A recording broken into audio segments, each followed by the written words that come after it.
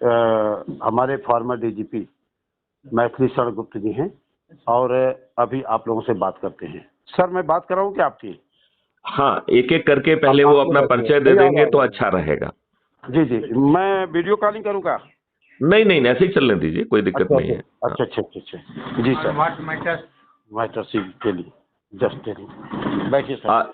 सबसे पहले मैं अपना परिचय दे दूं तो स्पीकर फोन पे सभी को सुनाई दे जाएगा। सर सुनाई दे रहा है। मेरा नाम मैथिली शरण गुप्त है। मैं 1984 बैच का आईपीएस ऑफिसर हूं। जैसा कि हर आईपीएस ऑफिसर एएसपी से लेकर डीजीपी बनता है, ऐसे मेरे साथ भी हुआ और मैं 7 लंबे सालों तक जो है ना पुलिस महानिदेशक के पद पर रहा हूं। मैं DG railway, DG home guard, civil defence and disaster management और डीजी पुलिस रिफॉर्म रहा हूं। गवर्नमेंट ऑफ इंडिया में भी मैंने 9 वर्षों का समय लगाया है और सब तरह के पोस्टिंग पे रहा हूं। मैं आईजी ऑपरेशंस कश्मीर भी रहा हूं। 2017 में क्राइम फ्री भारत मिशन का एक टेक्नोलॉजी ड्रिवन कॉन्सेप्ट बनाकर भारत सरकार से 2019 में उसे मान्यता प्रदान कराने में सफलता पाई है। 2019 से आज 2023 चल रहा है। इतने वर्षों से मैं ही इस मिशन का प्रोजेक्ट हेड हूं, ठीक है। और जब मैंने ये महसूस किया कि ये राजनेता स्वयं अपराधी हैं, तब हमने एक crime free Bharat mission NGO बनाया जिसका मैं राष्ट्रीय अध्यक्ष हूं। जी। आपके नरेंद्र जी बहुत अच्छे इंसान हैं, ये इसी मिशन से जुड़े हुए हैं और मुझे लगा कि ये अच्छा काम कर रहे हैं तो आप लोगों से मैं सीधे बात करूं। सर मैं परिचय करा देता हूं। अब जो है इनको एक एक करके जो है ना ये अपना परिचय दे देंगे तो वो रिकॉर्ड पर आ जाएगा, क्योंकि ये रिकॉर्ड हो रहा है। जी जी बताइए सर अपना। जी हेलो, अपना नाम जी बताइए। जी नमस्कार, मेरा नाम ओम प्रकाश राय है। हाँ हाँ, आप अपनी थोड़ी सी उम्र बताएंगे तो वो और अच्छा रहेगा। उम्र हमारी 63 वर्ष हो चुकी है। हाँ हाँ, मैं भारतीय वायुसेना से सेवानिवृत्त हूँ। ओके। और 93 का मैं भी निवृत्त हूँ। Okay 15 years completion of service जो है। ओके। तो जी हमने एक एनजीओ की संरचना किया। ओके लेकिन यहाँ के अधिकारी भी इतने कमीने मिले, मैं क्या बताऊँ। ओके। कितने कमीने, जिला मतलब कि प्रोबेशन अफसर जो है। ओके जी वो मतलब कि बहुत बार आया जांच करने के लिए, जितने बार आया मुझको हड़काता था। ओके। हमने कहा कि मैं नया पर्सन हूँ, मुझे हड़काने की जरूरत नहीं, मुझे बताने की जरूरत है कि क्या क्या इसमें होता है, कैसे होता है, आप इसके कौन हैं, मैं इसका क्या हूँ, आपका अधिकार कर्तव्य क्या है, मेरा अधिकार कर्तव्य क्या है। बहुत सुंदर बात कही आपने, बहुत ही सुंदर बात कही। जी, और जनता के प्रति दायित्व तो मेरा क्या है, आपका क्या है। बहुत सुंदर, बहुत सुंदर। उसके दायित्व का भी आभास आपने उसे दिलाया, बहुत सुंदर। हाँ। लेकिन प्रोफेसर सर पीके त्रिपाठी, हाँ हाँ, बलिया का रहने वाला, अनमैरिड, इतना हरामखोर व्यक्ति था, मैं क्या बताऊं, जितने बार आता था हड़काता था। सर ये बहुत फाइटर पर्सन है और अच्छे कार्य में लगे रहते हैं। सर अपना परिचय आप बताइए। जी सर प्रणाम। जी नमस्कार। मैं Prabhu, age 65 years, retired principal intermediate college. जी। यही मेरा परिचय है, यहीं बगल में रहता हूँ आपकी। बहुत सुंदर, बहुत सुंदर। सर आप अपना बता दीजिए। सर प्रणाम। जी जी नमस्कार मेरा नमस्कार। नाम चंद्रशेखर चौहान है। हम्म। जी हम सिमो ऑफिस मऊ में जो है सुपरवाइजर पद पे है, कार्य कर रहे हैं इस समय। मेरे उम्र जो है लगभग 48 वर्ष है। बहुत सुंदर, बहुत सुंदर। ठीक सर, ठीक ठीक प्रणाम। नमस्कार। परिचय दीजिए अपना नाम। हेलो जी जी सर, हम सुधांशु कुमार, अम्बेडकर नगर भीटी मऊ से। मेरी उम्र 23 साल है। जी बहुत सुंदर, बहुत सुंदर। जी जी एक मिनट बेटा, जरा अपना परिचय बता दो। अपना परिचय, नाम, उम्र। जी सौरभ राय, जी। उम्र 26 साल, प्रोफेशन असिस्टेंट टीचर हूँ। बहुत सुंदर, बहुत सुंदर। Thank you sir, thank you. देखिए, सबसे पहले तो मैं नरेंद्र जी को धन्यवाद देना चाहूंगा कि उन्होंने हमारा आपसे संबंध स्थापित किया जी। अब और कोई रह तो नहीं गया परिचय के लिए? नहीं नहीं नहीं नहीं। अच्छा, ठीक है। तो उन्होंने हमसे और आपको जो है ना इतने दूर स्थित होते हुए भी कम से कम आवाज के माध्यम से जोड़ा है। तो सबसे पहले तो मैं आप लोगों का जो है ना नमन करता हूँ, नमस्कार करता हूँ।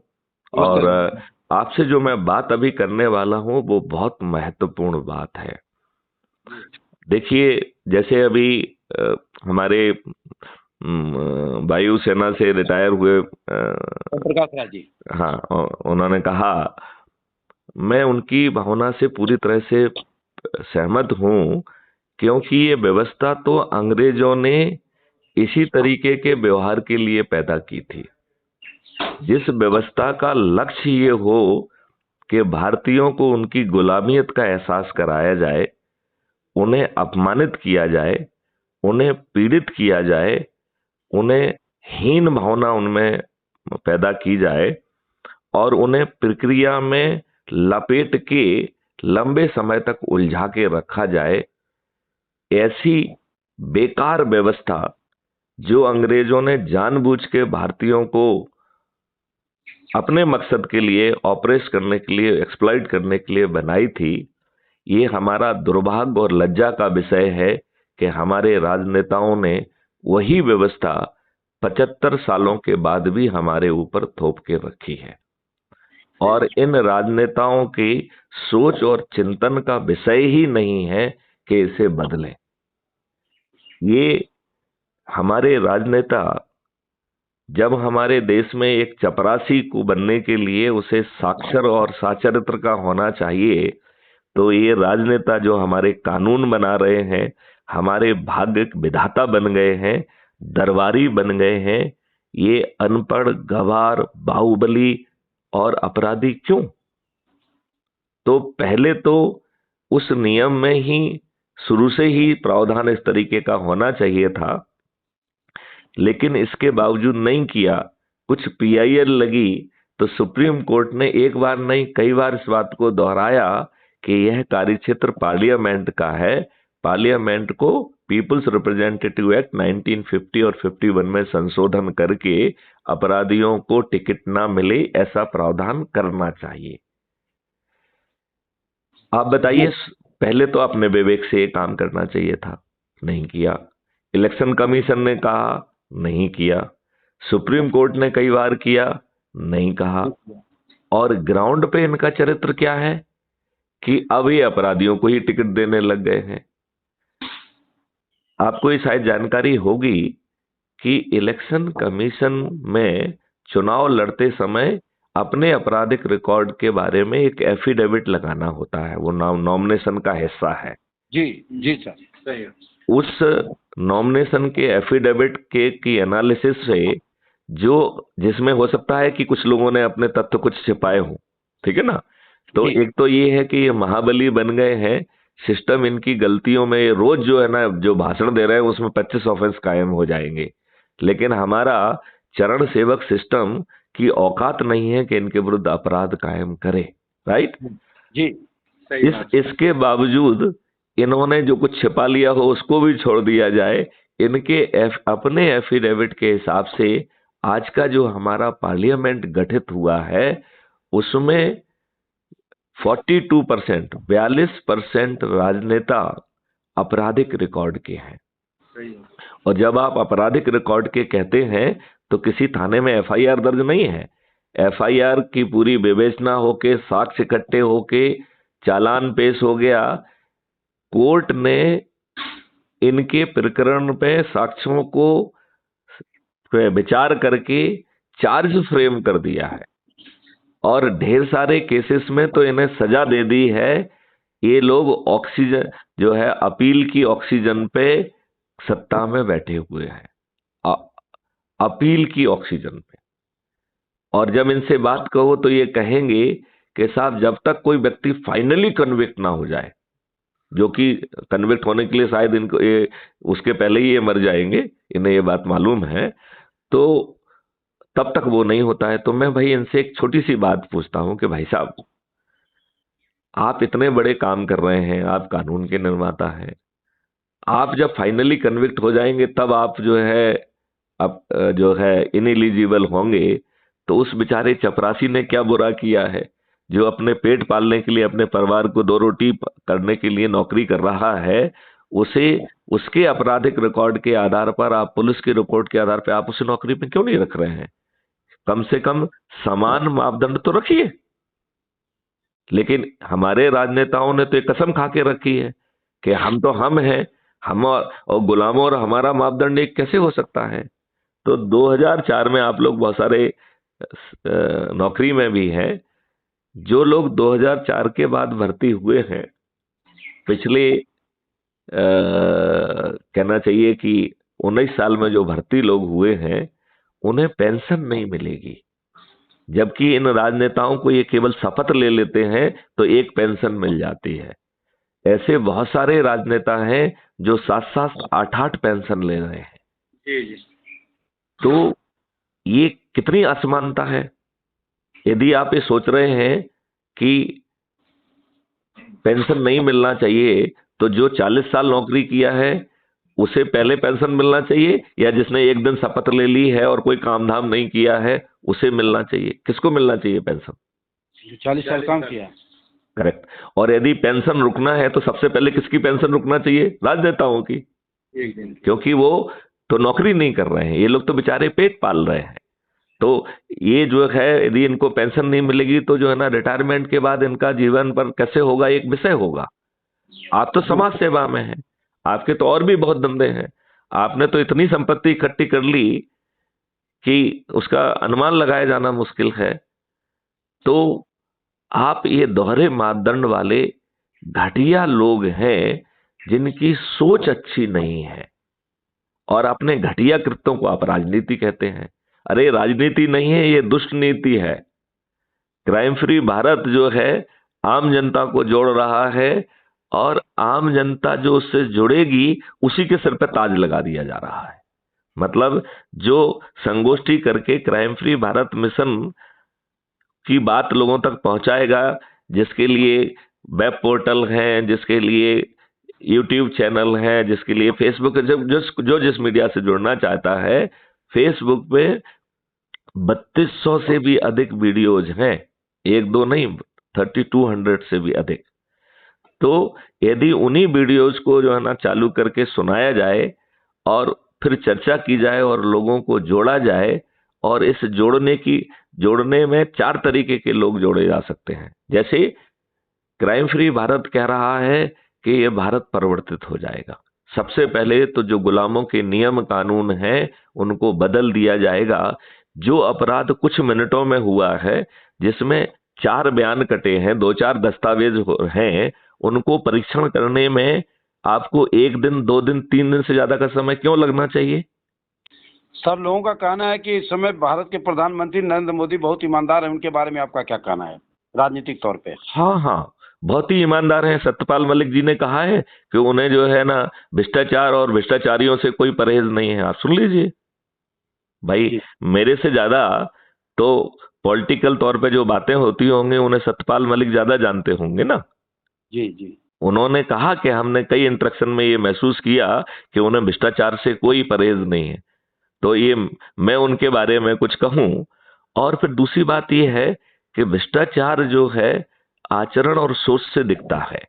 तो आप बताइए, आपने पीएम केयर फंड बनाया जिसमें हमारे आप सबकी सैलरी से पैसा गया है, इंडस्ट्रियल से पैसा गया है।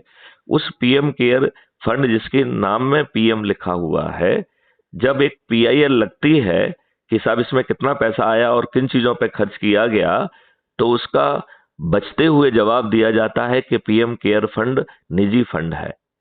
अरे भाई, पीएम केयर फंड जिसके नाम में पीएम लगा हुआ है, हर व्यक्ति से सैलरी इकट्ठी की गई है, और जिसके अध्यक्ष माननीय प्रधानमंत्री जी स्वयं हैं, जिसके सदस्य सभी मंत्रीगण हैं, तो कम से कम पारदर्शिता के हिसाब से निजी फंड है, निजी वो है, ये कह के बचना इस बात की बदबू देता है कि जरूर बड़ी कोई गड़बड़ी की गई है। मतलब ये तो बाद में जब कायदे से तो लोकपाल वगैरह का यही काम होना चाहिए, लेकिन लोकपाल महोदय तो ऐसी चिरनिंद्रा में सोए हुए हैं।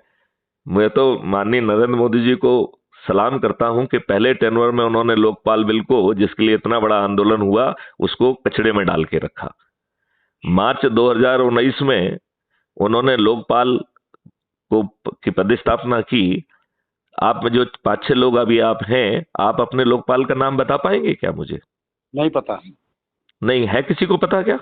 नहीं, बिल्कुल नहीं पता। तो वो कितना महान व्यक्ति है जिसके ऊपर इस देश में प्रधानमंत्री समेत जो है ना बड़े पदों पे बैठे हुए लोगों के भ्रष्टाचार को रोकने की जिम्मेवारी है। वो कितना महान व्यक्ति है कि उसने अपना नाम ही गोपनीय रख लिया। जी। पिछले 4 सालों में आपको कहीं पे भी लोकपाल की कोई सुगबुगाहट सुनने का मौका मिला है क्या? बिल्कुल नहीं। तो क्या ये माननीय नरेंद्र मोदी जी की चिंतन, सोच और करतूत का थोड़ी सी झलक है कि नहीं है? बिल्कुल।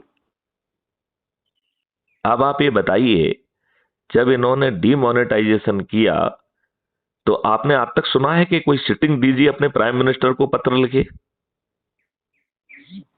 नहीं, आपने सुना क्या? नहीं। तो मैंने 2016 में 18 बिंदुओं का एक सुझाव पत्र इनको भेजा कि भाई आपने जो डिमोनेटाइजेशन किया है उससे इतने मकसद पूरे हो जाएंगे जो आप कह रहे हो, यदि आप ये हमारे 18 बात मान लें। 18 में से 4 महत्वपूर्ण है जो मैं आपसे चर्चा में कहना चाहूंगा। एक तो ये कि हमने कहा कि जो आप एक्सचेंज बिजनेस कर रहे हैं इसमें लंबी लंबी लाइनें लग रही हैं, लोगों को दिक्कत हो रही है, इससे कोई फायदा नहीं है, इस एक्सचेंज बिजनेस को आप बंद करिए। आपने जनधन योजना में ऑलरेडी लगभग सभी लोगों के अकाउंट खोल दिए हैं। अधिकारियों की टीम घर घर भेजिए, जिनके अकाउंट नहीं खुले हैं उनके अकाउंट खोल दीजिए। राइट? यदि उनके ही आप मोबाइल वैन को भेज दीजिए, जिसको जितना पैसा जमा करना है जमा कर दे, जो बैंक में भी आने की जरूरत नहीं रहेगी। ठीक है ना? यदि वो एक बार में जमा ना कर पाए तो अगली बार वो भी जमा कर सकते हैं, दूसरी, तीसरी, चौथी बार, जितना भी आपने टाइम विंडो दिया है उसमें जितनी बार में वो जमा करना चाहे कर देगा। लेकिन उसे ये कारण बताना पड़ेगा कि आपने पहले क्यों जमा नहीं कर पाया। माननीय भीमराव अम्बेडकर जी ने जो नियम कानून बनाए थे, जो संविधान अभी आप मुद्दे को कंफ्यूज मत करिए जरा, क्योंकि इस मुद्दे पे जो है ना एक अपन मुद्दे को कंक्लूड करके फिर आगे बात करें। ठीक है ना? क्योंकि दूसरा मुद्दा उठा के आपने जो बात कही जा रही है उसको ड्रेल कर दिया है, क्योंकि वो एक महत्वपूर्ण बात है जो माननीय नरेंद्र मोदी जी की नीयत पे संकेत कर रहा है। देखिए, जब तक आप उनकी एनालिटिकल फैक्चुअल डाटा नहीं होंगे तब तक आप किसी के बारे में कोई भी गलत बात कहेंगे तो वो उचित अनुचित होगी। लेकिन आप उनके ही कंडक्ट से यदि कुछ निष्कर्ष निकालने के लिए कहेंगे तो वो एक ऑब्जेक्टिव निष्कर्ष होगा। राइट? और स्पेशली जिसमें आपने सीधी भूमिका निभाई और उनका क्या रिस्पॉन्स रहा ये समझाने में आपको सीधी भूमिका हो जाएगी।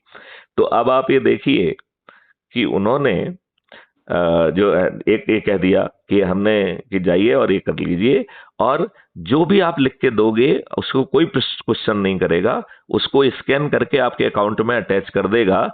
जब परीक्षण में आपके खाते का नंबर आएगा तब बात करेंगे जी कि आपने कितना पैसा जमा किया, कहां से किया, ये सब। पहले बड़ों बड़ों को देखेंगे ना, छोटों को क्या देखना। ठीक है ना? तो कहने की बात यह है कि दूसरा था उसमें कि साहब आप घर घर जाके मास में जो है ना क्रेडिट कार्ड और डेबिट कार्ड प्रिंट करिए। भारत में कोई ऐसा एक व्यक्ति नहीं बचने दीजिए जिसको क्रेडिट कार्ड और डेबिट कार्ड डिलीवर ना हो जाए। राइट? तीसरा उसमें था कि पीओएस मशीन जो है ना प्रिंट मतलब मैन्युफैक्चर भी कर लीजिए, मंगा लीजिए और महत्वपूर्ण जगह पे बांट दीजिए तो लोगों को पैसे की जरूरत ही नहीं होगी। ऐसे 18 पॉइंट थे, तो हमने कुछ झलक के लिए बताए हैं। तो माननीय नरेंद्र मोदी जी का जवाब भी आया उसमें कि मैंने आपके ग्रीवेंस को संबंधित अधिकारी को भेज दिया है, जिसका मैंने जवाब दिया कि नंबर 1, ये मेरा ग्रीवेंस नहीं है, मैं कोई पीड़ित व्यक्ति नहीं हूं। नंबर 2, मैंने ये आपके सुझाव के लिए, देश के हित के लिए भेजे थे। यदि आप इसका पालन करेंगे तो डीमोनेटाइजेशन आपने जिस मकसद से किया था वो पूरा हो जाएगा।